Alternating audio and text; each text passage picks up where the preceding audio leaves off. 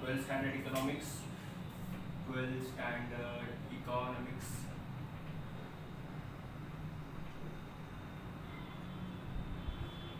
Okay. Lecture number, I guess it's the third lecture of utility analysis chapter. ये है fourth lecture, lecture number 4 of utility analysis, Maharashtra State Board. We are going to cover 2 topics for the day. We have exceptions to the law of diminishing marginal utility and criticism of the law of diminishing marginal utility. Exceptions में हम लोग 1, 2, 3, 4, 5 point पढ़ेंगे. तो पहला है hobbies, second is miser, then we have addiction, power, money and criticism to the law में हम लोग 4 टॉपिक्स कवर करेंगे, 4 पॉइंट्स कवर करेंगे. Unrealistic assumptions, cardinal measurement, individual goods, a single one. Okay, so this is Buster welcoming you to one more lecture from the tutors commerce section, that is commerce edge. You are 12th standard student, please make sure कि तुम लोग इस particular video को ज़्यादा से ज़्यादा लोगों तक पहुँचाओ और इस पे ज़्यादा से ज़्यादा लाइक्स, कमेंट्स, शेयर हमें मिले. सब्सक्राइबर्स का नंबर बढ़ाओ, कोशिश करो कि सब्सक्राइबर्स के नंबर बढ़े. Soon we are going to start with 11th standard lectures as well. The students who have cleared और नॉट क्लियर, जो भी 10th स्टैंडर्ड के एग्जाम्स को क्लियर किए हैं अभी, वो लोग ऑब्वियसली 11th स्टैंडर्ड में जो लोग कॉमर्स लेने वाले हैं उनके लिए मैं 11th स्टैंडर्ड का भी लेक्चर चालू करने वाला हूँ. 12th स्टैंडर्ड का इकोनॉमिक्स हम लोग चालू करने, इकोनॉमिक्स तो चालू ही है, अकाउंट्स हम लोग चालू करने वाले हैं. The most important thing, I am going to teach accounts. This will be my first lecture for accounts in my whole life. So let us see क्या एक्सपीरियंस रहता है, नई चीज़ें सीखने में मज़ा ही आएगा. ठीक है, सो लेट अस गेट स्टार्टेड.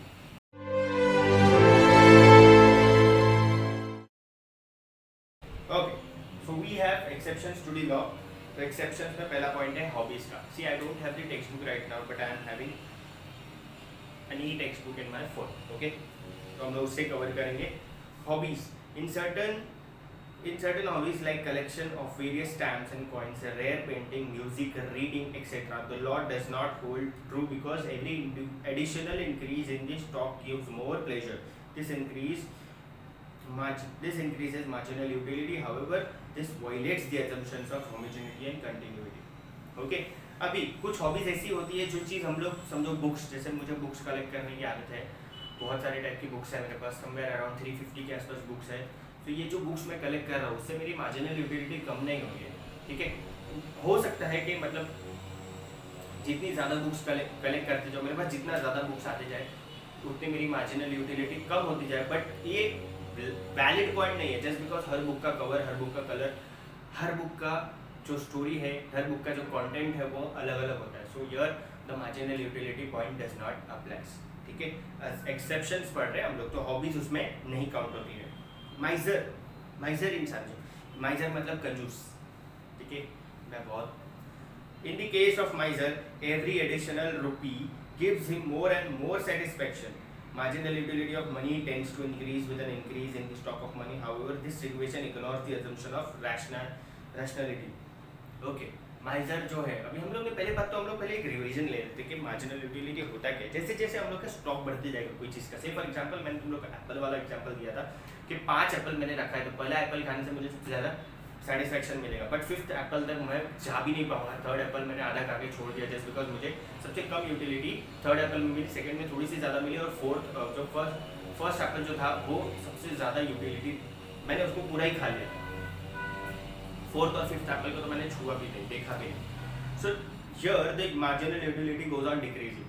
ठीक है, यूटिलिटी बढ़ती जाती है but the you know satisfaction बढ़ता जाता है, बट यूटिलिटी कम होती जाती है. कहीं ना कहीं ये माइजर के केस में ऐसा नहीं होता है. जितना ज़्यादा पैसा मैं जमा करूँगा उतना ज़्यादा मेरा सेटिस्फेक्शन बढ़ेगा, उतनी ज़्यादा मेरी यूटिलिटी बढ़ेगी.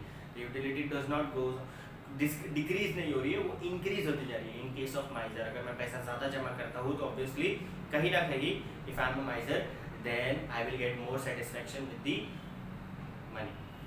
ठीक है, सो एक्सेप्शंस के सेकंड पॉइंट है miser. Third point is addiction. Addiction मतलब कोई चीज़ का नशा, कोई चीज़ की लत, ठीक है। जैसे कि जो लिकर होता है, शराब जो पीते जो लोग, दारू वगैरह पीते जो लोग हैं, कितना भी उन लोग पी ले, जितना ज़्यादा उन लोग अल्कोहल कंज्यूम करेंगे उतना ज़्यादा उनको उसका सेटिस्फेक्शन मिलेगा, उतना ज़्यादा उनको नशा होगा। This is an irrational behaviour, this is an insane behaviour, Sen behaviour नहीं है। तो यहाँ पर हम लोग इस चीज़ को कंसिडर नहीं करेंगे, ठीक है। So this comes under the exceptions, addiction comes under the assumption, exceptions वाला part. Power, this is an exception to the law because when a person acquires power, his lust for power increases. He desires to have more and more of it. However, this again violates the rationality assumption. अगर किसी इंसान के हाथ में power, पैसा, addiction किसी चीज़ का आ जाता है तो ऑब्वियसली उसको और पावर की ज़रूरत पड़ती है, उसको और पावर का नशा चढ़ने लगता है, उसको और पावर का लस्ट होने लगता है कि मुझे और पावर चाहिए, ग्रीडीनेस आने लगती है फॉर द पावर, ठीक है। तो this becomes an irrational behaviour, but यहाँ पर इसलिए just because it is an irrational behaviour, it is not considered to be in the marginal utility concept, ठीक है। ये एक एक्सेप्शन माना जाता है। And next we have is money. It is said that the MU, that is marginal utility of money, never becomes zero. It increases when the stock of money increases. जितना ज़्यादा पैसा हम लोग कमाएंगे उतना ज़्यादा हमारी पैसे को कमाने की लालच और बढ़ती जाएगी। अगर मेरे पास आज 10,000 रुपये का इनकम है तो ऑब्वियसली आई विल थिंक मैं ज़्यादा कमाऊँ, 15,000 कमाऊँ, 15,000 कमाने के बाद मैं सोचूंगा आप 20,000 कमाएँ, 20,000 के बाद 25,000, ऐसा करके the greediness, the lust for the money increases and it we experience that कि हमारा जो पैसे को लेकर सेटिस्फैक्शन है वो कभी सेटिस्फाई नहीं हो पाते हम लोग, क्योंकि पैसा और चाहिए और चाहिए और चाहिए, और मार्जिनल यूटिलिटी हमारी कभी भी जीरो हो ही नहीं पाती है। The utility goes on increasing with the amount of money we earn. Okay, so these were the 5 exceptions. पहला है हॉबी, जितना ज़्यादा हम लोग कलेक्ट कर रहे हैं कोई भी चीज़ को, या जितना कोई भी पर्टिकुलर हॉबी को हम लोग परस्यू कर रहे हैं, we are not going satisfied. Miser, कंजूस, जितना ज़्यादा पैसा मैं बचाऊंगा उतना ज़्यादा मुझे सेटिस्फैक्शन मिलेगा। So this comes under exceptions. Addiction, जितना ज़्यादा मैं किसी चीज़ का एडिक्शन कर रहा हूँ, जितना ज़्यादा मैं कोई चीज़ को कंज्यूम कर रहा हूँ, जैसे कि अल्कोहल वगैरह, so it will give me more and more satisfaction with the more and more consumption. Power, ठीक है, if I am having more power I will greed for more power, so this comes under greediness. Money, ठीक है, पैसा जो है वो जितना ज़्यादा कमाएंगे हम लोग उतना ज़्यादा हमको उसकी ग्रीडीनेस और बढ़ती जाएगी। The lust for money never gets zero. The marginal utility of money never comes to zero. So this were the exceptions. ये सारी चीज़ें marginal utility में हम लोग consider करते नहीं है, ठीक है। Now we are going to study about criticisms to the law. There are 4 points. तो पहला है unrealistic assumption. अभी criticize करते हैं कुछ लोग, obviously critics होती है, criticism करना बहुत ज़्यादा ज़रूरी होता है, अपोज करना ज़रूरी होता है, वरना हर वो इंसान जो कोई पर्टिकुलर चीज़ बोलेगा वो उस पर्टिकुलर चीज़ को राइट मान के चलेगा। सो क्रिटिसाइज में we have 5 points, but we are just going to study 4 points. इसमें हम लोग पहला पॉइंट लेंगे unrealistic assumptions. The law of diminishing marginal utility is based upon various assumptions like homogeneity, continuity, constancy, rationality, etc. But in reality, it is difficult to fulfill all these conditions at a point of time. अभी हम लोग बोलते हैं कि 5 Apple खाना है, तो 5 Apple का कलर सेम होना चाहिए, साइज सेम होना चाहिए, वेट सेम होना चाहिए, टेस्ट सेम होना चाहिए। How is that possible? In reality, it is not at all possible to achieve such things. कहीं ना कहीं कोई ना कोई एप्पल तो छोटा निकलेगा ही, कोई ना कोई एप्पल फीका निकलेगा, या कोई ना कोई एप्पल ज़्यादा रेड निकलेगा। So it is not at all possible to achieve these things in real life. Next we have is cardinal measurement. The law assumes that utility can be expressed cardinally, so it can be added, compared, and presented through a schedule. In reality, cardinal measurement of utility is not possible because utility is a psychological concept. हम लोग ने ये भी पढ़ा था कि हम लोग ने यूटिलिटी को मैथमेटिकल कॉन्सेप्ट्स में स्टडी किया है, नंबर्स के थ्रू हम लोग देख सकते हैं यूटिलिटी कितनी है क्या नहीं, ठीक है। But in reality utility is a psychological concept. You are feeling your satisfaction after eating the apple. तुम लोग को पता चल रहा है कि कितना तुम लोग ने एप्पल कंज्यूम किया है, तो तुमको क्या फील हो रहा है। But the thing is, in reality you can not measure utility in numbers, ठीक है। You can only feel your satisfaction, you can only feel your utility inside. तुम्हारा psychological behavior है, you cannot get utility at its best अगर तुम लोग ने उसको calculate किया नंबर्स में, तो वो एक हो सकता है कि वो प्रॉपर इंफॉर्मेशन ना मिले। तुम लोग सिर्फ यूटिलिटी को फील कर सकते हो, यू कैन नॉट मेजर और you can not put it down on paper. सिखाने के लिए तो लोग ने नंबर्स में एक्सप्रेस कर दिया है, बट हो सकता है कि वो सब तुम लोग कैसा बोल सकते हो कि मैंने पहला एप्पल खाया तो मुझे 20 यूटिलिटी मिली, 20 utility, what is 20 utility, you can not measure that in numbers. ठीक है। Third is individual goods, indivisible goods, sorry indivisible goods ही लिखा है ना ब्लू में, इंडिविजुअल गुड्स लिखा है।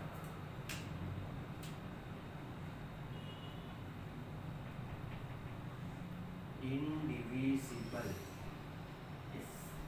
कभी कभी स्पेलिंग में प्रॉब्लम हो जाती है। Okay, indivisible good.